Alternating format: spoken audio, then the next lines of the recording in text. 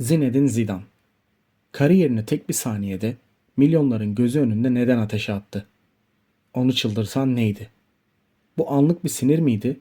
Yoksa köklerinden gelen bir onur savaşı mı? Bu sorunun cevabına geçmeden önce henüz aramıza katılmadıysanız abone olmanız ve bu videoyu beğenmeniz çok değerli. Şimdi tüm ışıkları söndürün.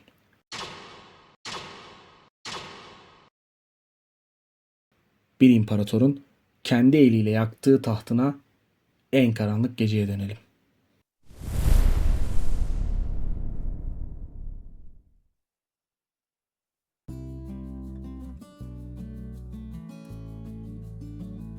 ...9 Temmuz 2006. Berlin'de hava ağır. Stadyum ise adeta patlamaya hazır bir volkan gibi. Bugün sadece bir kupa sahibini bulmayacak. Bugün futbol tarihinin en zarif, en dokunulmaz figürlerinden biri son kez yeşil çimlere ayak basacak. Zinedine Zidane. 34 yaşında bir futbolcunun olabileceği en yüksek zirvede ama aynı zamanda yolun sonunda. Berlin'in görkemli ışıklarına gelmeden önce Marsilya'nın sert sokaklarında beton zeminde geçerli bir kural vardı. Sana ya da ailene bir laf edilirse cevabını verirsin. Küçük Zidane o beton sahalarda sadece top kontrolünü değil, sokak kanunlarını da öğrenmişti. O günlerde kimse onun bir gün imparator olacağını tahmin etmiyordu. Ama o mahallede öğrendiği onur kavramı yıllar sonra dünyanın en büyük kupasının bir karış uzağındayken milyon dolarlık kariyerinden daha ağır basacaktı.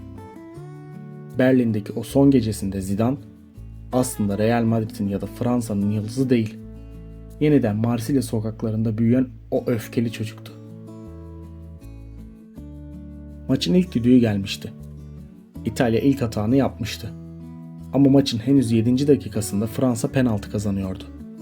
Topun başında sakin bir adam var. Karşısında ise Gianluigi Buffon. Zidane topa geliyor ve futbol tarihinin en soğukkanlı Panenka vuruşunu yapıyor. Bunu Dünya Kupası finalinde yapmak mı? Bu bir delilik olmalıydı. Ama o Zinedine Zidane'dı. Top üst direğe çarpıp kale çizgisinin içine düştüğünde dünya şunu anladı. Bu gece Zidane'ın gecesi olacak. Ya da biz öyle zannediyorduk. İlk 20 dakika boyunca Zidane sahada uçuyordu. Her pası bir şiir, her çalımı bir sanat eseriydi. Ama kader o gece için farklı bir senaryo yazmıştı.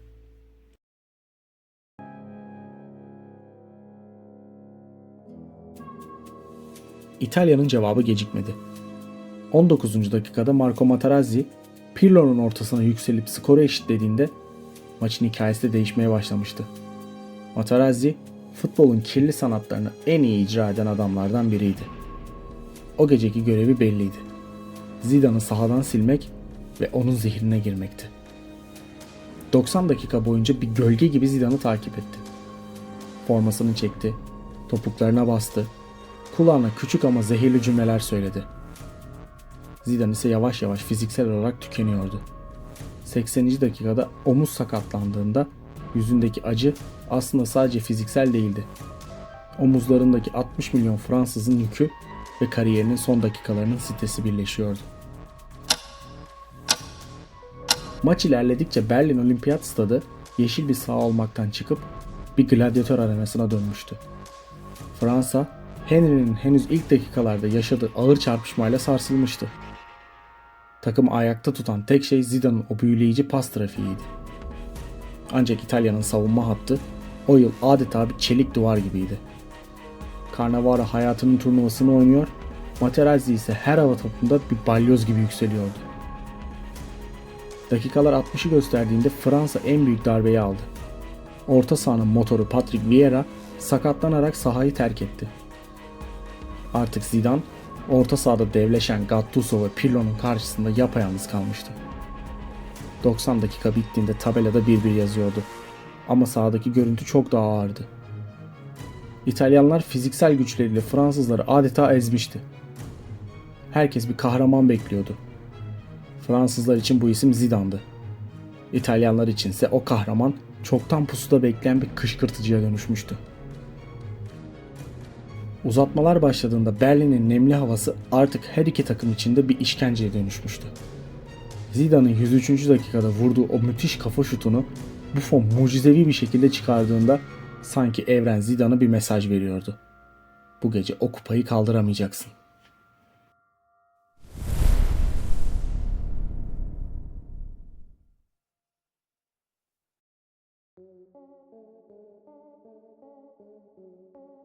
Dakika 110. Top oyunun uzağında. Kameralar bile başka bir yere bakıyor. Ve sonra futbol tarihinin en çok izlenen, en çok tartışılan ve en çok analiz edilen 5 saniyesi. Zidane önce yürüyor. Materazzi bir şeyler söylüyor. Zidane gülümsüyor. Birkaç adım uzaklaşıyor ve aniden duruyor. Geriye dönüyor ve tüm gücüyle Materazzi'nin göğsüne kafayı vuruyor. Neden? Bir insan neden kariyerinin en büyük maçının bitmesine 10 dakika kala her şeyi çöpe atar? Bu soruların cevabını Materazzi yıllar sonra Zidane'a dediği o zehirli cümleyi itiraf etti. Zidane gol attıktan sonra onu tutma görevi bana verildi. İlk ve ikinci faulümde ondan özür diledim ancak kötü karşılık verdi. Üçüncü kez karşı karşıya geldiğimizde artık kızmıştım. Alay ederek bana formasını vereceğini söyledi. Ben de ona kız kardeşini formana tercih ederim dedim. Zidane için o an futbolcu kimliği bitti. Geriye sadece onuru incilmiş, Cezayir asıllı öfkeli bir Fransız çocuk kaldı.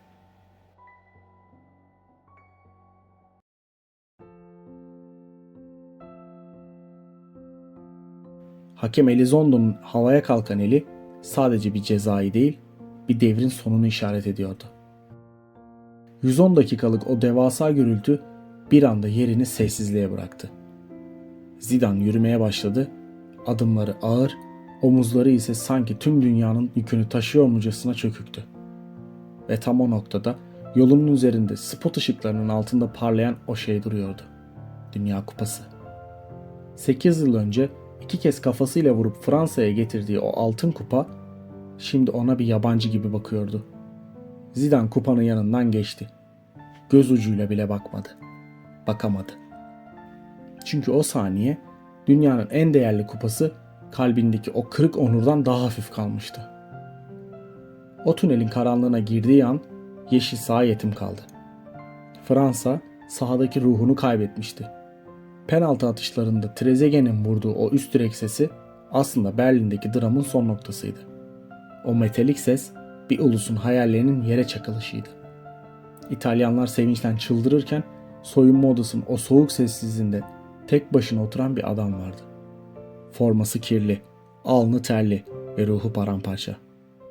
Zidane o gece şampiyonluğu değil, onurunu seçmişti.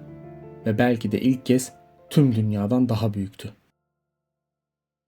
Bugün 2006 finali dendiğinde akla gelen ilk şey İtalya'nın şampiyonluğu değil. Zidane'ın o kafa darbesidir. İnsanlar onu affetti mi? Evet. Çünkü Zidane o gün bize şunu gösterdi. En büyük efsaneler bile bazen duygularına yenik düşer. Zidane 2022 yılında L'Équipe dergisine verdiği o meşhur röportajda Materazzi annem hakkında değil ama kız kardeşim hakkında konuştu. Bir kez değil, birkaç kez. Ve o an bir şeyler koptu. Futbol dünyasından, taraftarlardan ve çocuklardan özür dilerim. Ama ondan asla özür dileyemem. Eğer dilersem onun yaptığı şeye hak vermiş olurum. Benim bir onurum var.